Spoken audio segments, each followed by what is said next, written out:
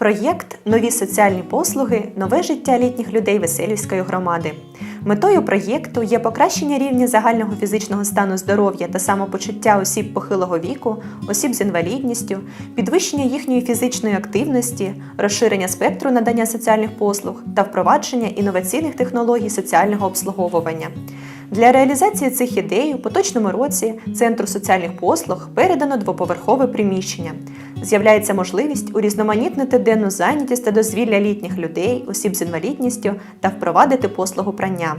Мрією багатьох веселівців є відкриття сольової кімнати, відвідування якої сприятиме профілактиці виникнення захворювань дихальних шляхів, алергії та реабілітації після лікування. Користуватися сольовою кімнатою матимуть можливість не тільки особи поважного віку нашої громади, але й сусідніх. Проаналізувавши потреби осіб похилого віку, виявлено бажання багатьох займатися на тренажерах фізичними вправами, які сприятимуть покращенню їх загального самопочуття, підвищення фізичної активності. З метою покращення не тільки загального самопочуття, а й настрою осіб, бажано відкрити кабінет профілактичного масажу для людей похилого віку.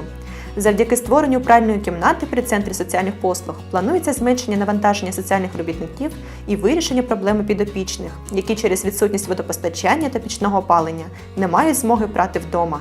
Реалізація проєкту подарує нове життя літнім людям Веселівської громади.